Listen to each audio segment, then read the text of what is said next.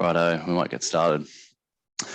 G'day everyone, welcome to today's webinar on the use of industrial hemp as a forage crop for livestock, presented by Dr Beth Penrose. My name is Rohan Borojevic and I also work for TIA as an industry development officer, and I'll be helping today to facilitate the webinar. Just to start off, we've got a few housekeeping items. This is a webinar, so you won't be able to use your mics or your cameras.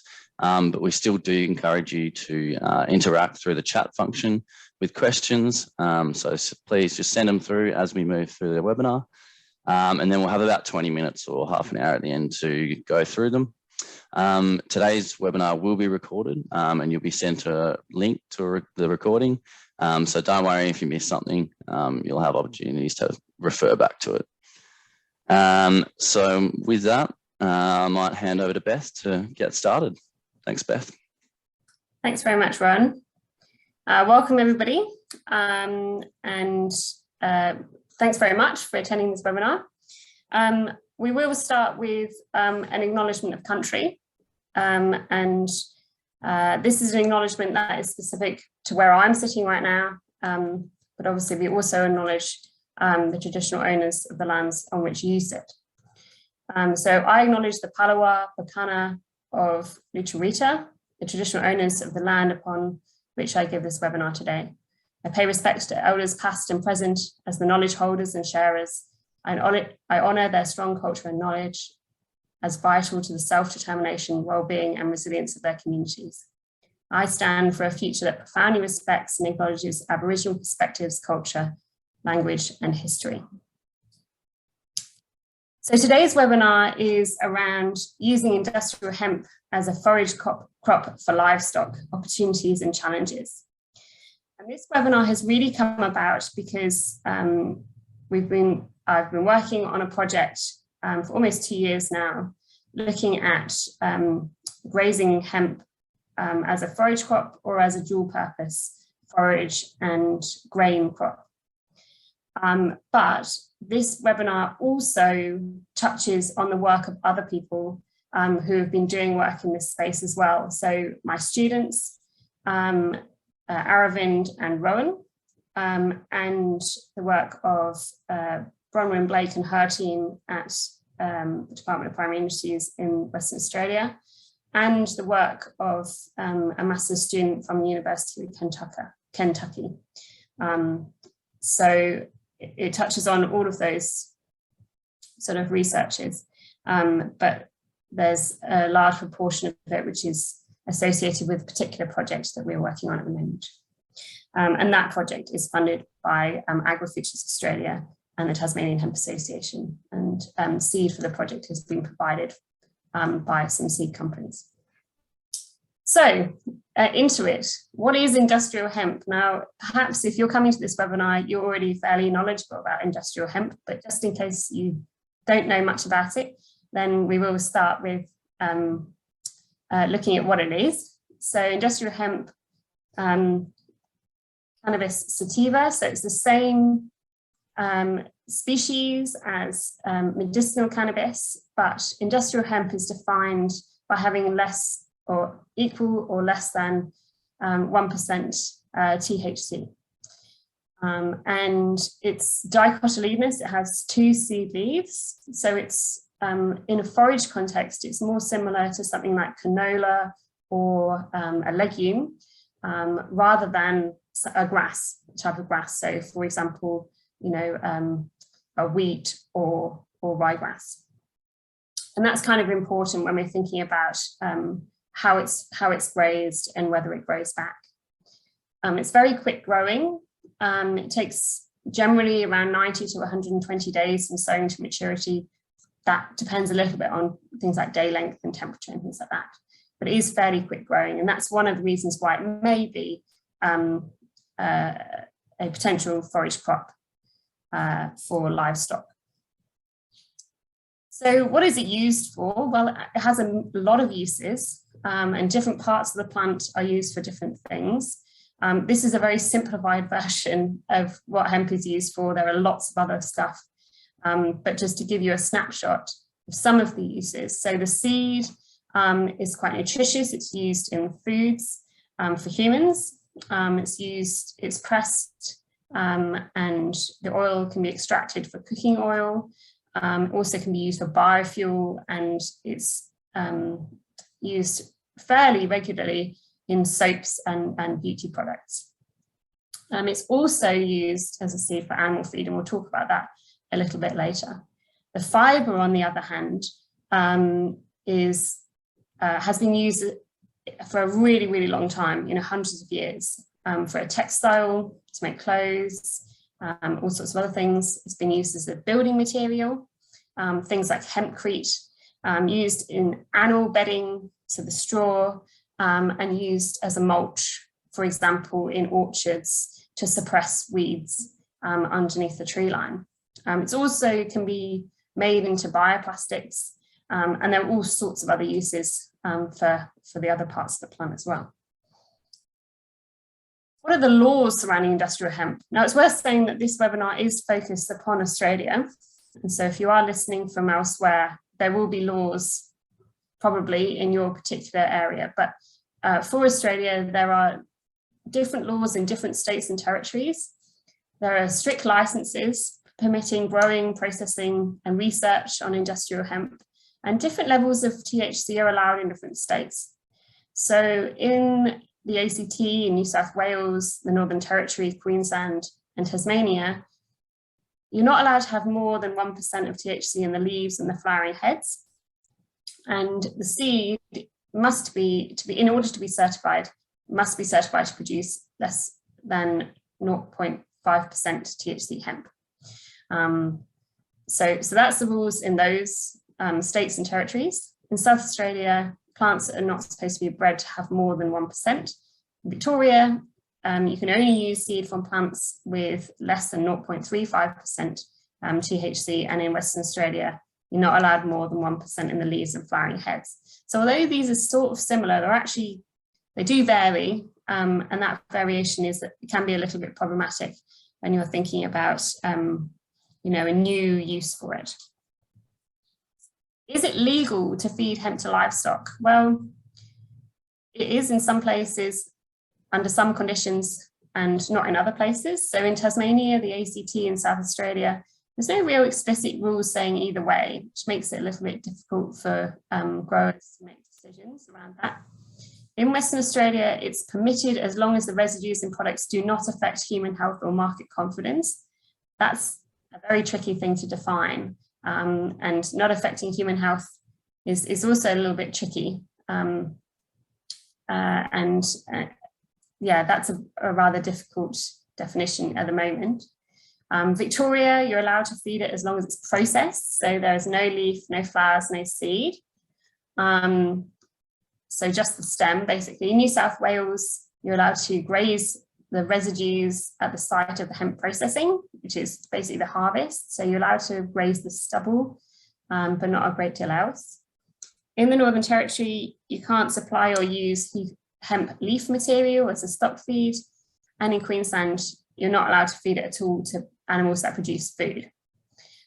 So although they're fairly similar, there are some differences in how different states and territories deal with the legality of feeding hemp to livestock. And this is a major challenge in terms of using hemp as a feed for animals. Is if it's not legal, for example, in Queensland, then that's a barrier for growers to be able to do that. In terms of industrial hemp production in Australia, well, in the 2019 to 20 growing season, there's about 1,600 hectares in Tasmania, about 280 in WA, and about 200 in Victoria. And just for Tasmania, which is at the moment the major producer of hemp seed, the farm gate value is was about 4.5 million in the 2019 to 2020 growing season, and that's not insignificant. At the moment, there's a national variety trial going on in the Northern Territory, in WA, South Australia, Victoria, and Tasmania, and that is looking at whether which varieties are best suited to different environments. Most of the genetic material that we use in Australia isn't bred here. Most of it is coming from Canada or Europe or China, and those are quite different environments to a lot of the Australian environments. So they're doing this national variety trial to try and understand which varieties grow best in which conditions.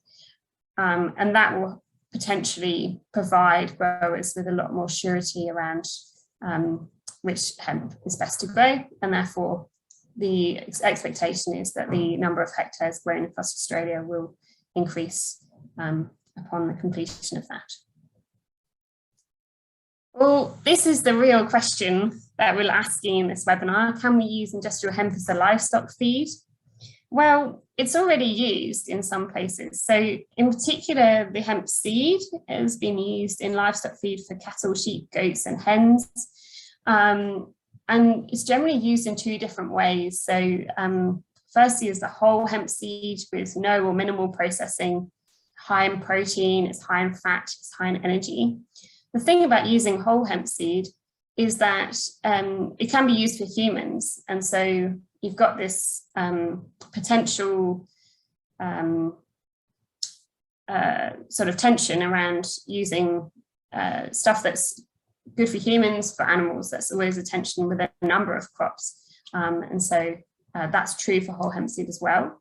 In terms of hemp seed cake or meal, which isn't used as often for humans, that's really the residue after the extraction of oil, which can occur via cold pressing or organic solvents. And that's also very high in protein, fairly high in fat, and high in energy. And so that can be a very nutritious feed as well. So we can use hemp seed, but in terms of using it as a forage crop where the livestock eat the vegetative parts, that's not as well elucidated at the moment. So there's a number of potential uses, and the first one that I'll talk about today is just for forage. So say there's a hypothetical situation, we're growing hemp and we're just growing it to graze, we're not growing it for any other purpose. What are the things that we know? What are the things that we're starting to understand a little bit about? And what are some of the things that we don't know? Well, at the moment, we know that it's very fast growing. We're starting to understand how nutritional value changes over time with maturity. We're starting to understand how nutritional value varies between cultivars. And we're starting to understand a little bit about how much yield you're likely to get. Some things that we don't know yet is how grazing hemp, particularly when it's young, affects live weight gain of livestock. And we don't know much about the financial viability of grazing hemp either. So I'm going to talk about the things that we're starting to know something about. Okay, so this, and I'm going to use quite a lot of her work, was this graph on the left-hand side was produced as part of Carol Stringer's 2018 master's thesis from the University of Kentucky. And she looked at 3 different cultivars of hemp, industrial hemp, and she also looked at another fibre crop called Knaf, which we're going to ignore. So the Knaf one is in yellow, and we're just going to look at the orange, the blue, and the grey lines on this. What some of her work tells us is that nutritional value changes with maturity, and as the leaf matures, the leaf proportion decreases. This is true in basically every crop, you start to get more stem and less leaf as the plant matures. And so we saw that the leaf decreases, the stem proportion increases, okay? And that is different for different varieties. And you can see that in the graph on the left-hand side, that, for example, the fibre variety, which you would expect, has more stem proportion than the grain variety, which is in orange. This is the work of actually Rohan, who's very kindly offered to sort of try and host this or facilitate this webinar today. His honours project was looking at industrial hemp, and he just looked at one variety. And in this work, he was looking at a number of things. And one of the things was how protein content changes with maturity. And the growth stages here on the bottom, you can see that growth stage 12 on the left-hand side is at 2 leaf per stage. And growth stage 25, which is on the other end of the spectrum, is where you get the formation of lateral shoots. So most sort of 12 to 16 are really the sort of small seedling after germination stages. And then 25 is part of the stages where it becomes a lot bigger. And what you can see is that as with many crops, as maturity, as you get more mature, then the protein concentration decreases. And that is really to do with the stem proportion increasing and the leaf proportion therefore decreasing. So the protein concentration decreases. And so does the mineral concentration, which we measure as ash percentage. That also decreases over maturity as well. The neutral detergent fibre and the acid detergent fibre, which are components of the fibre content, increase as the crop matures. And you can see that in the graphs on the left-hand side. It's not linear necessarily, but they do in general increase over maturity. And that's basically to do with stem sort of lignification and increase in the stem component, which has much more fibre than the leaf component. So the nutritional value essentially decreases as the plant matures, which is true for pretty much any forage plant. There's also cultivar differences in nutritional value. If you have a look at the graph on the left-hand side, they're in 2 different places. So the one on the top is from Northwest Tasmania. This is from our project that's still going on at the moment. And the one at the bottom is from Northern Tasmania. And what you might see is that the crude protein content is actually quite different. So it's lower in the Northern Tasmanian plants than it was in the plants that were grown in Northwest Tasmania, even though it's exactly the same seed, exactly the same varieties, but just a different environment. And you can see the cultivar differences as well. You can see that, for example, at the true leaf pair stage, variety 1, which is the one in the red on the left-hand side, has a higher crude protein content than the other ones. Stringer also found significant differences in protein between all her cultivars, and she also found significant differences in ADF and NDF between the fibre cultivar and the dual and grain cultivars. And we found significant differences in this protein between cultivar 1, which is the dual purpose cultivar, and the other cultivars. And we also found differences in fat content as well, between cultivar 1 and the other cultivars. And we found, which you can see on the left-hand side, that significant differences in ADF and NDF between cultivar 1 and the other cultivars, where the fibre content, the ADF and NDF, are significantly lower than the other cultivars in cultivar 1. So you can see that the protein content is higher and the NDF and ADF content is lower in cultivar 1. So that has a higher nutritional value at those particular stages. So this is also the fat content here, which you can see on the left-hand side, where the fat content in cultivar 1 is higher than the fat content in the other varieties.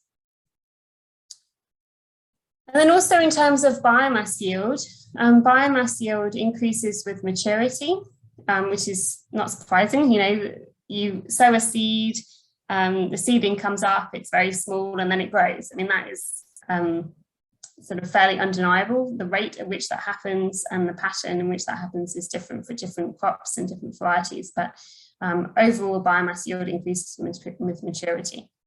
And what you can see, for example, from the graph on the left-hand side is that at 2-leaf stage, you know, you're getting a very small yield, you know, way less than 1 tonne per hectare.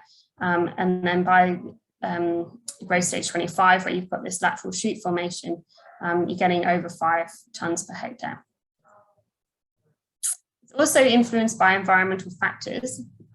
So you can see here that the biomass yield in the northwest of Tasmania, which is the graph that's on the top, is significantly higher than the biomass yield in northern Tasmania, which is the one on the bottom, particularly at 5 leaf true leaf per stage. Well, in terms of a forage-only crop, is it a comparable forage? That's really the million-dollar question, isn't it? You know, NDF and ADF are in the same range as other common forages when we graze or cut. In this, we used simulated grazing where we cut it and then we measure the nutritional value when we cut it at 3 true leaf per stage and 5 true leaf per stage. Really, NDF and ADF are in the same range as other common forages, and the ones that I've put in this particular table are lucerne, white clover, and perennial ryegrass. So lucerne and white clover are legumes, are dicotyledonous forages, and perennial ryegrass is a grass, it's a monocot. And the NDF and ADF are in very similar ranges, if you have a look in the top 2 lines of the table. Crude protein is similar to other common forages at 3 leaf per stage, but lower than other forages at the 5 leaf per stage. But it's worth saying that, you know, that a growing adult sheep needs at a minimum about 12% protein. And the 5 true leaf per stage, we are still providing that minimum amount of protein. Metabolizable energy is similar to other common forages. Certainly, it's when it gets to 5 true leaf per stage, you're starting to get at the very end of that, but it is fairly similar. And the forage yield, though, is considerably lower. You know, it hasn't been bred. These varieties have not absolutely not been bred for forage at all, and the forage yield is considerably lower.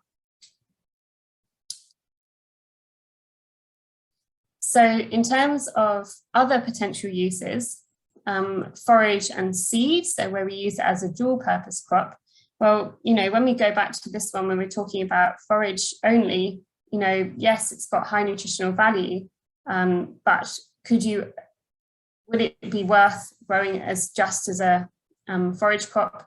Probably not. I mean, the yield just isn't there. But when we're talking about grazing it for forage and then letting it grow seed as a dual purpose crop, then that's where some of the potential might come in. What do we know? Well, we know that many grain crops, for example, wheat, oats, canola, can be grazed when young and then harvested for grain. What we do know about those, though, and we're fairly sure is happening in hemp, is that when you graze it or cut it when it's young, you actually move the harvest date. You push it out. It makes it mature later, and that might be a problem. Some things that we're starting to understand, well, how does grazing affect harvest height? We're starting to understand whether grazed plants grow back or not, because it's not like when you graze a grass where they have, you know, leaf sheath and the meristemic tissue is protected in there. It's a bit more tricky for crops like hemp. And the effect of grazing or cutting on the flowering date, we're starting to understand that.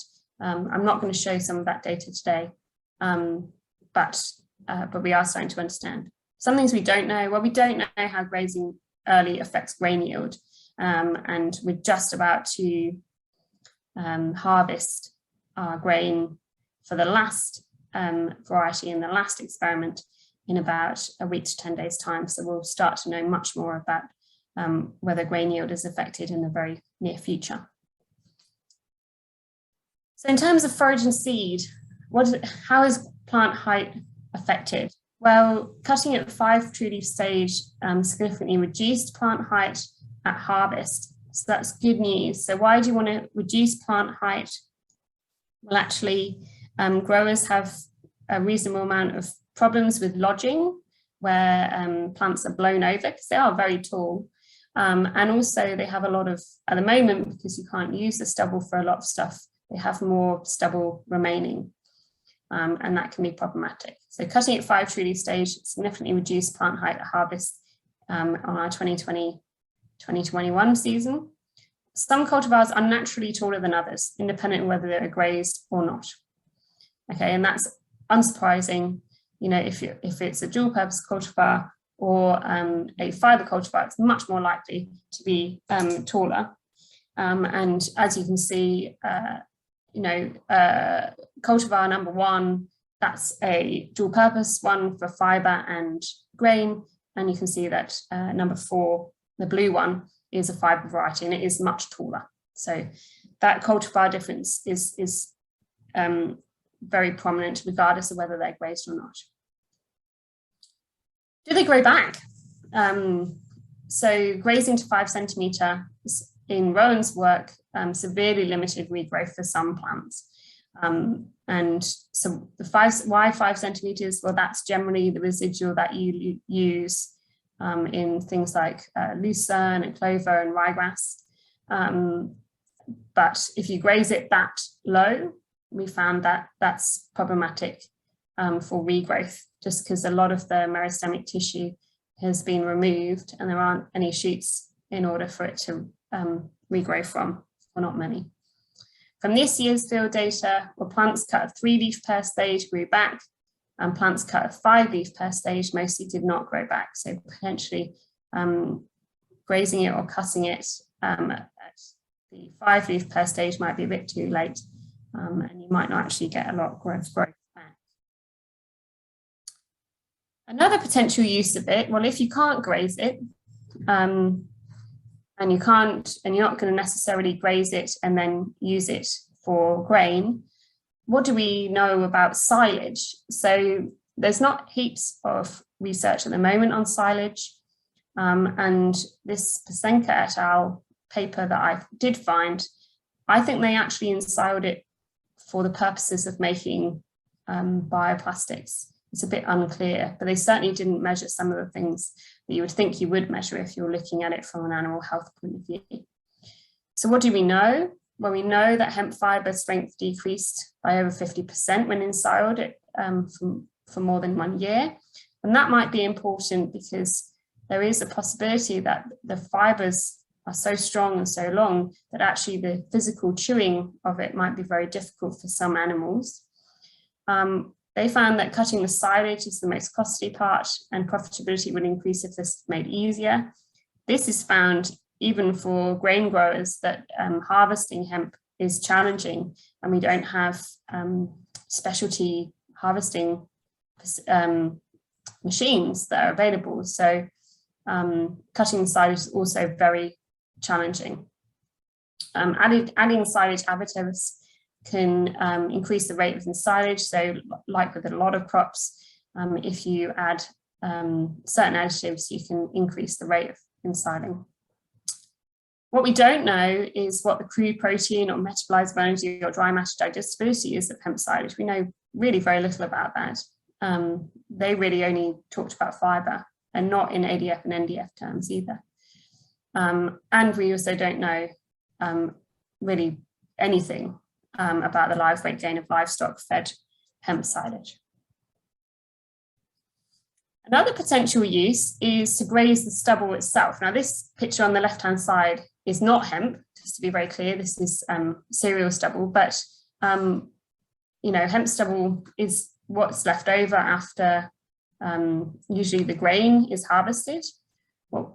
Some things we do know from the work of my master's student, Aravind, is the protein, the fat, the NDF and ADF content of the stalk and leaf residue left after a hemp seed harvest. So the stalk is left, and then also what often happens when you harvest the grain is that sort of the leaf drops off and then is left on the ground. And we measured that, and we measured the stem as well.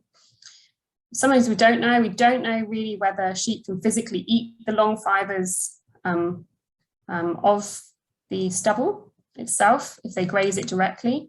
And we don't know what the live weight gain is of livestock consuming hemp stubble if they graze it in the field. We know a little bit about what happens when you process that, and I'll talk about that in a minute.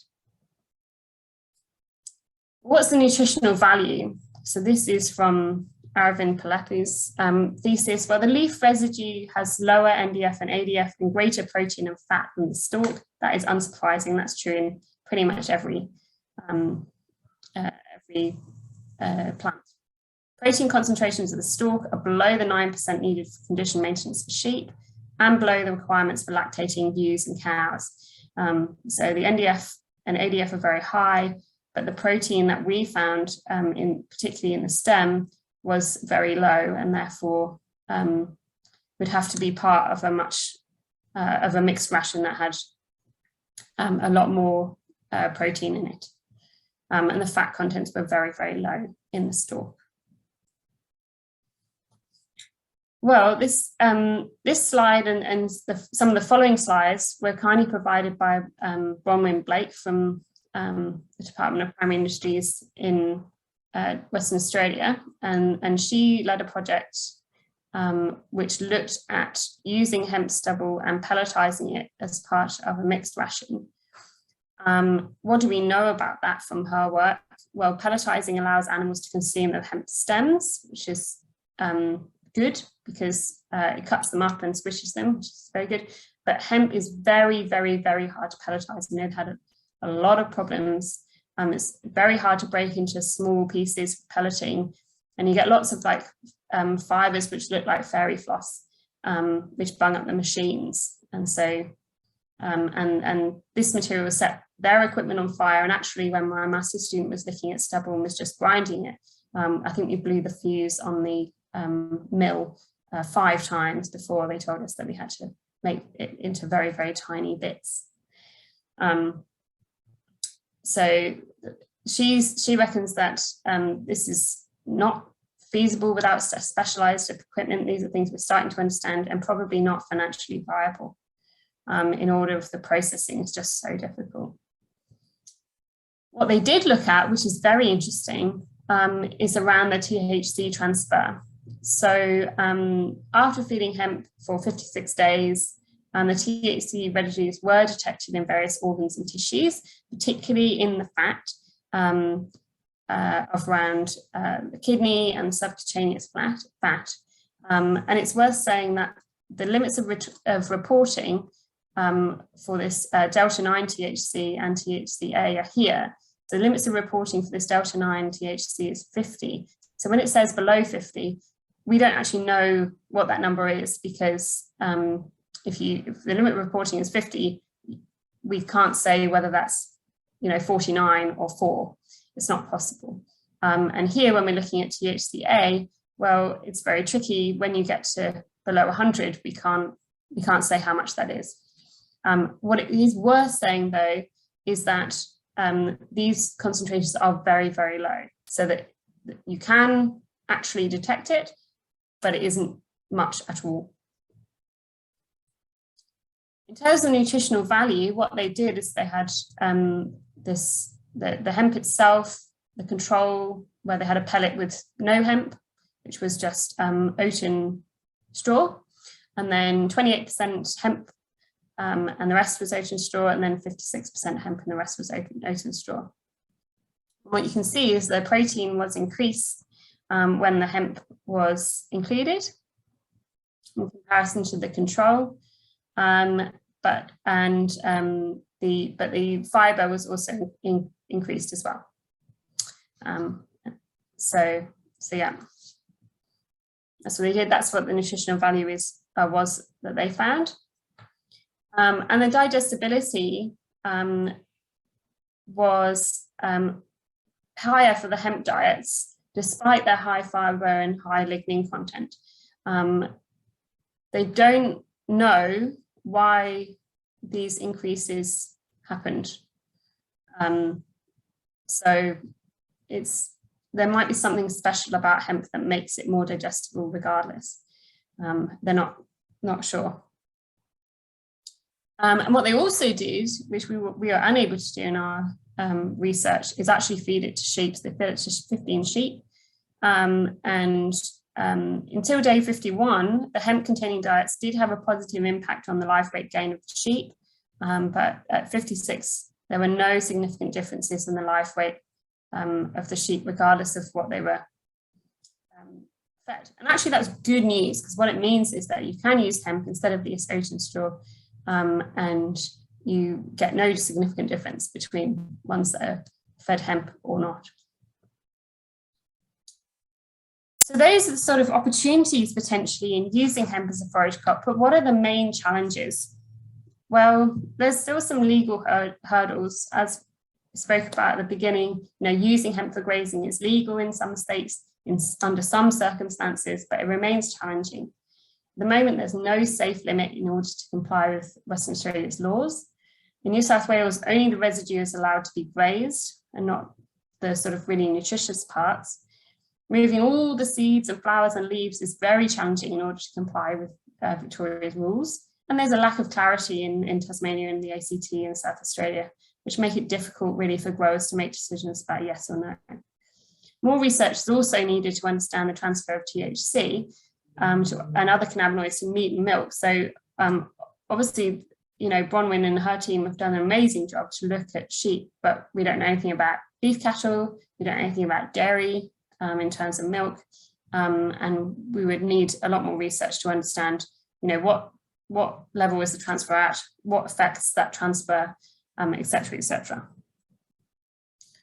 In terms of practicality of grazing and silage making, well, in terms of grazing, you would have to crash graze it. You would have to put a lot of sheep, for example, on, but not for a lot of time. And you'd have to try and control that very, very, very carefully, and that can be very challenging.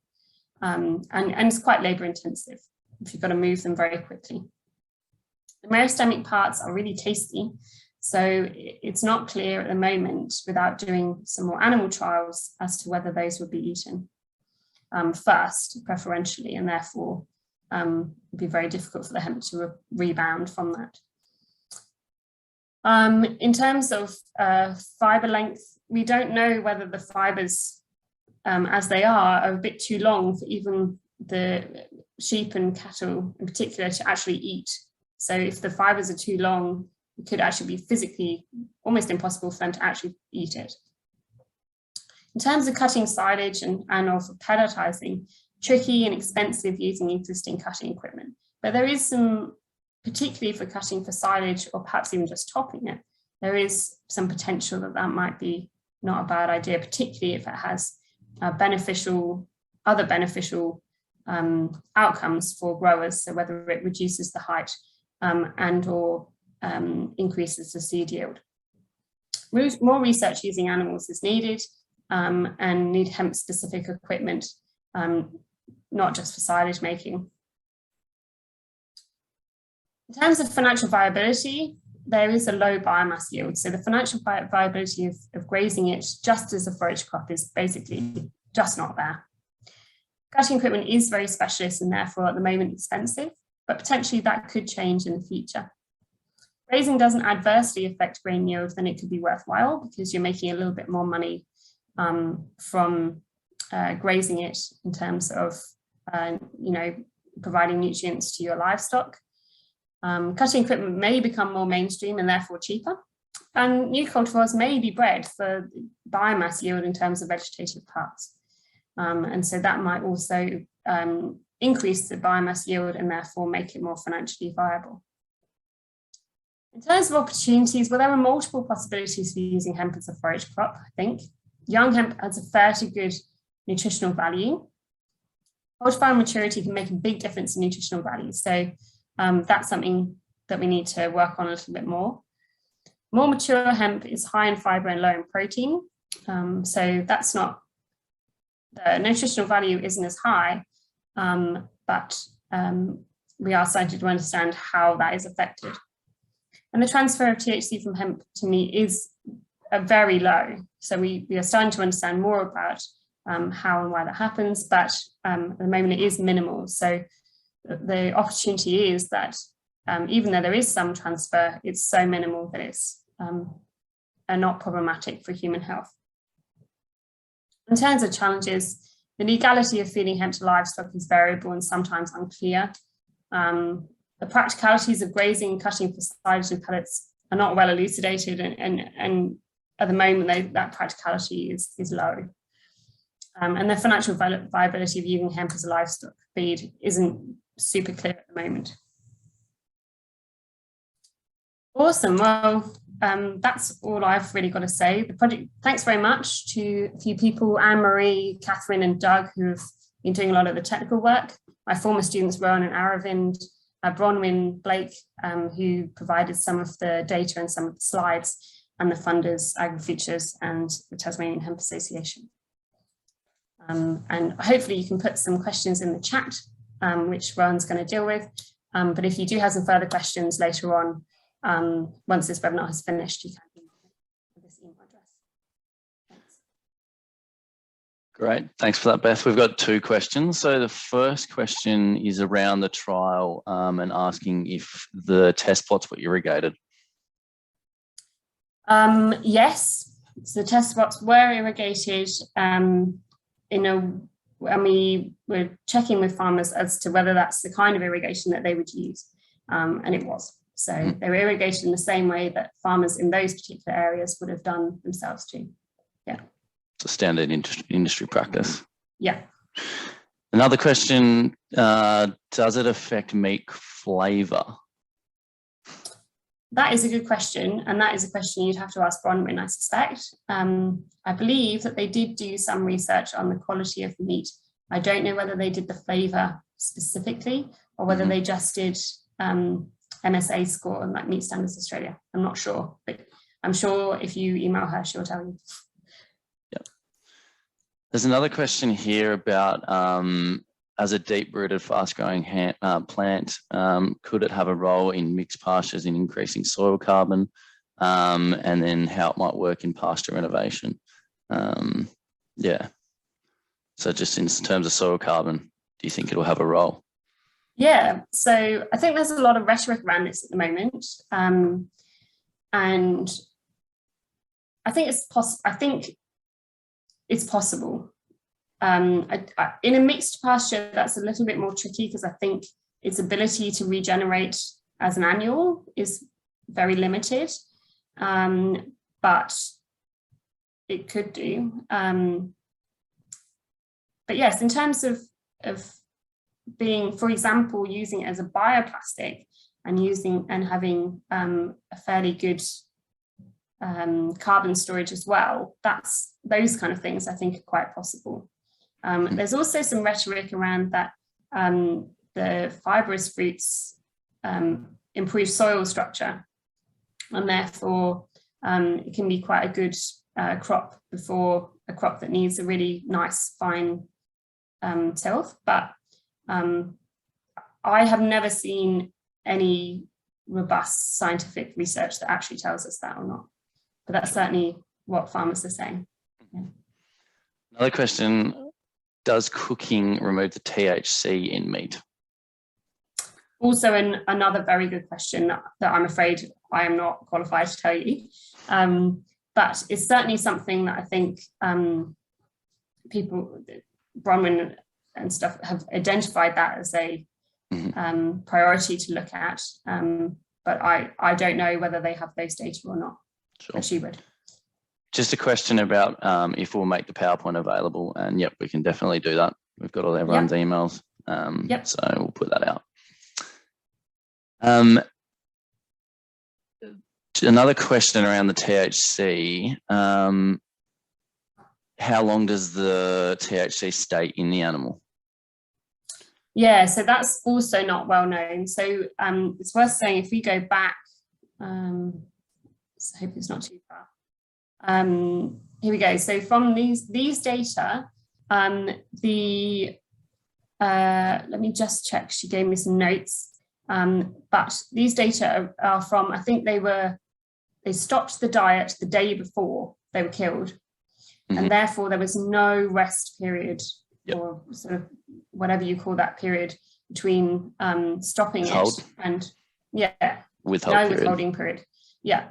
And so it's very possible that if there was a longer withholding period, then that would reduce the amount of THC in the sheep considerably. And she also wanted me to tell you that it's lipophilic THC, and so it likes to stay in the fat, and these sheep were particularly fat. And so if sheep were a little bit leaner, they may also have had a lower THC content. That's good, because that was the clarification of the further question too. Oh, there you go.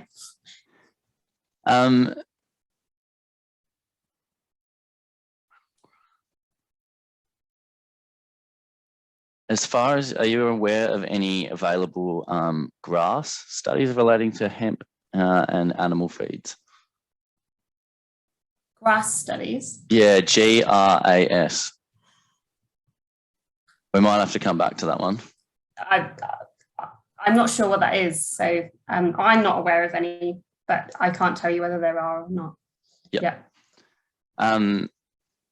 Is it perennial if grazed above 50 centimetres? Good question. I don't know, if I'm honest.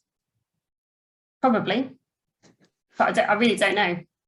But telling sheep, for example, to graze it above 50 centimetres is going to be very challenging. So yeah, maybe if you cut it, potentially, yeah. Don't know. We've got just a comment here too about the Bronwyn's work, saying that the future work may shed some light on the THC and the withhold periods. So there you go. Keep an eye out for that. We've just got another question here about the CBD oil. What would you like to suggest that it worked for both? That it worked for both CBD oil and animal fodder? I think he means talking about the pressing the seeds.